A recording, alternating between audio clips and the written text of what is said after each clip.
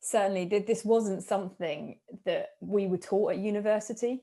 This is something that we've had to come to later in our practice, or perhaps possibly slightly earlier for you, Marshy, than I came to it.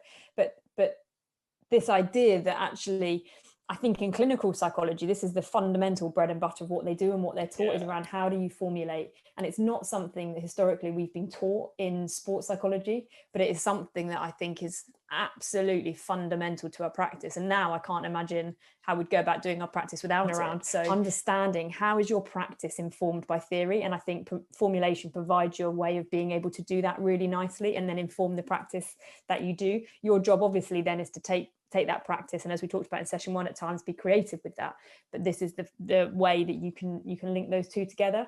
And we'll chat more about the latter point here in terms of being used as a hypothesis to be tested as we go through, but that's a really fundamental part. If I had my highlighter out, I'll be highlighting hypothesis to be tested, because it's an ongoing, something that's live, something that's constantly being updated and reviewed, and not necessarily something you decide on, gets fixed, and then never referred to again.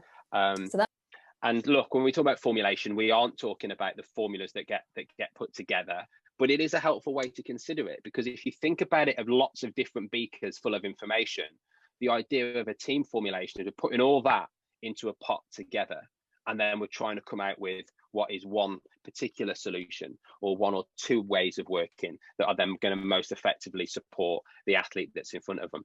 And I won't apologize for that. We're probably going to talk a lot about working with an athlete in this sort of sense, rather than team formulations working with coaches or the members of staff. So that's going to be I think for me, the nicest way to describe what a team formulation is. It's gathering those multiple senses of evidence, tipping it all together, and working out with what we think is the most effective and shared way of moving forward. Interesting. It gives you a plan. Like if you formulate appropriately, it gives you a plan that you can hang your hat on. And so, do you think it gives you confidence that, in terms of what you're doing and why you're doing it? Completely. It's also useful to share in supervision actually as well, isn't it? So when I'm sat down with James, for example, or if I'm talking to you, it might be, okay, Bex, I've got a formulation I want to just share with you here, and it might be, you might be missing something here, one of these sort of predisposing factors that you might not have considered. Oh yeah, that's a really good point. And it gives you that framework to work from. So